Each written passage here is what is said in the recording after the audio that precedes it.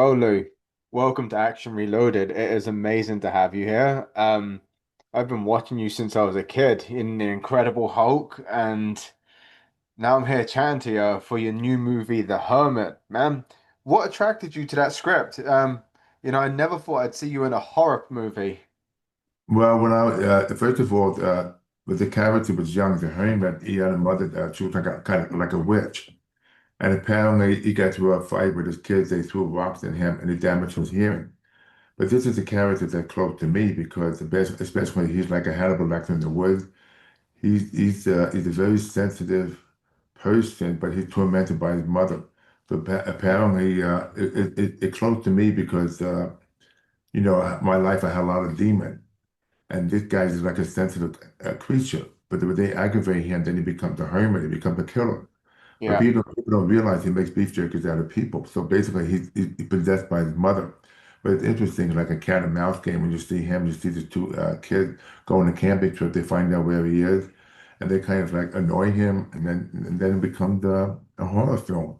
But I like the character because I've always wanted to play a horror film. When I read the script, I was attracted to it because there's a lot of part of me inside the character that could relate to this character. Was there any point when you read the script that you were thinking, do you know what? I would like to play this character maybe for a couple of movies and dive a bit deeper in with him? Or are you happy with it being one and done? Well, I'm happy the way it's portrayed because as an actor, sometimes, we all have different sides of our personality. But I relate to this because the character is partially deaf. Yeah. And he just wants to be left alone. It basically, being partially deaf, I relate to it because I want to show the animalistic character of him. The show portrays his deafness because he can't hear. Sometimes he gets rattled and then he gets angry. That's why it's a lot to me. It's just another version I want to play besides the Hulk. Yeah, like I totally loved your portrayal of the Hermit. It was on point and it was a character that you're really invested in. And while he was essentially like the villain, like the serial killer, you could sort of you could see where he was coming from, so it's like a different take on the average like sort of slasher. Do you agree? Yeah, but he's always searching for his mother's love. That's why he's finding that love with Milani, who plays the character in the movie. You can see that he wants that because he worshipped his mother when she passed on. He wanted to carry on the tradition. But you can see throughout the movie, you can see that love interest building up again. I think it was with the woman, Milani. You can see that he wants to be in control, possessed by that love. It's very powerful for him. And not to mention as well, man, you are still looking jacked. Do you still like obviously you do, but do you still hit the weights hard or I still train like 4 to 5 days a week just to maintain what I have because I don't train heavy like I used to. But what's funny is that I'm coming to England next week. I'm going to be in Milton Keynes signing uh, autographs. are you overshooting or are you just doing like a convention or something? No, it's more like a convention, autograph signing. But I haven't been there for many years. But the thing is that I still train almost every day as much as I can to stay fit because I'm 74. That's why to me, is age is the number because a lot of people, when they get to a certain age like I am, they kind of give up. But Yeah, today, I agree with if you. you follow a good diet, if you train sensibly, you can have incredible longevity. That's why it's been 50 years since I've done pumping iron. Since I've done the Hulk, I'm glad I'm still here today carrying on the tradition because it's how you enjoy life every day and you have passion. You have a passion about yourself that keeps you alive. And then just out of curiosity, I know we're sort of veering off track. Would you still lift like physical weights or would you be more machines or like resistance bands or I do a lot of machines, resistance bands, because I don't train heavy like I used to. I don't do any more bench presses, heavy squats. I do machines light, like high reps.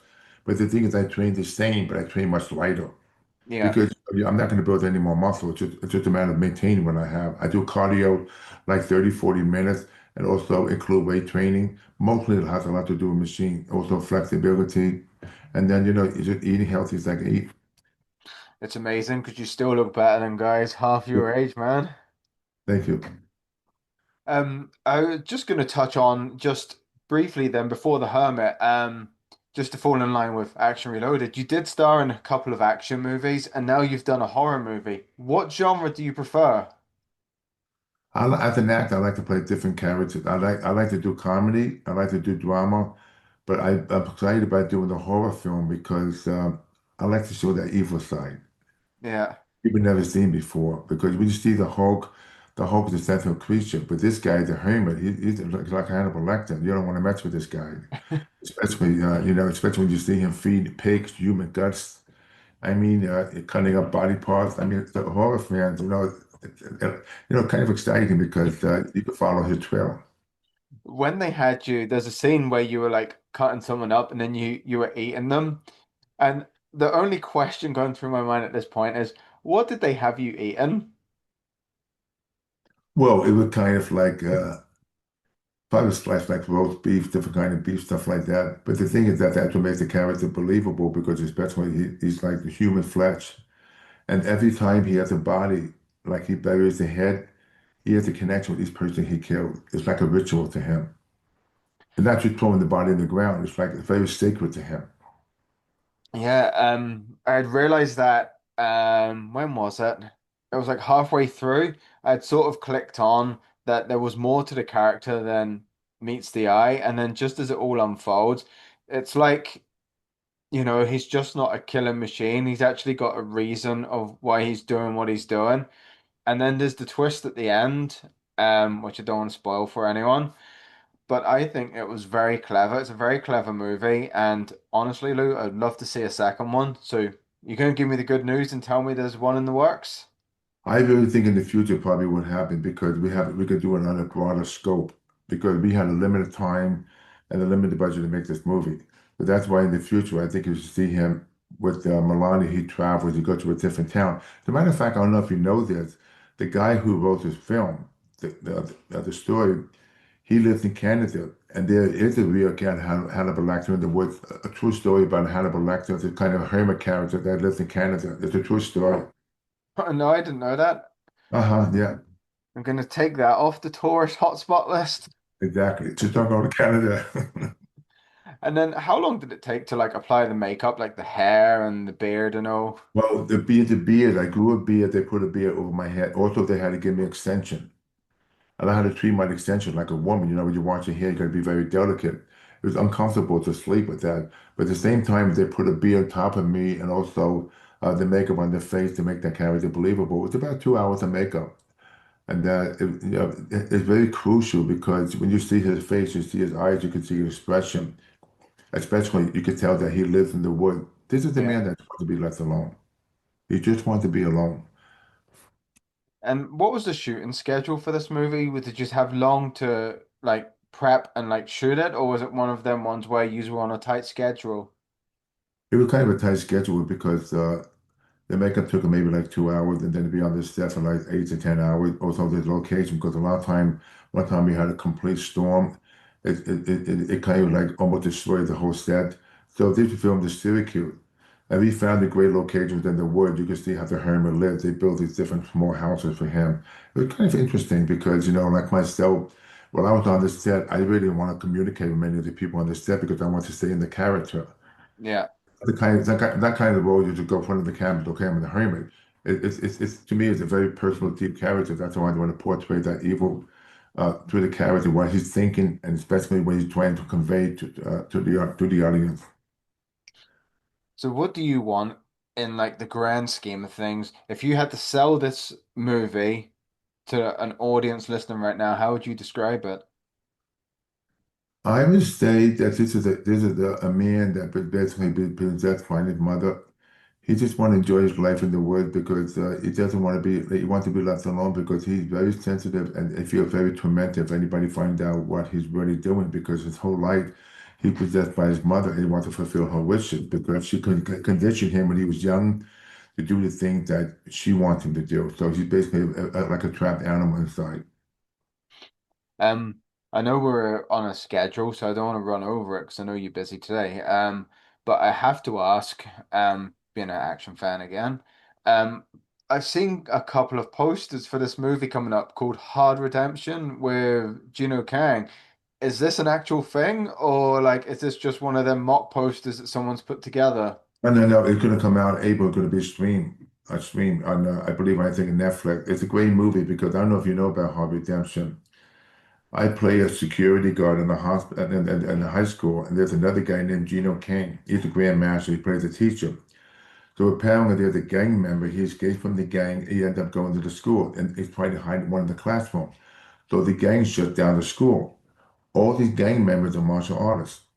So it's me and the teacher against this whole gang because we're trying to save the student. If they take over the whole school, you can see me doing fighting techniques, martial art, which I really enjoy because it's another version of my personality. Do you enjoy still getting down and dirty and doing the physical stuff? I love it. I love to show the fact that somebody my age, like 74, can still kick ass because you got like Sylvester Stallone, almost 80. I mean, he's still like kicking ass. It's great to see that because especially not you don't need the action hero of like 25, 30. It's like a lot of maturity to the role.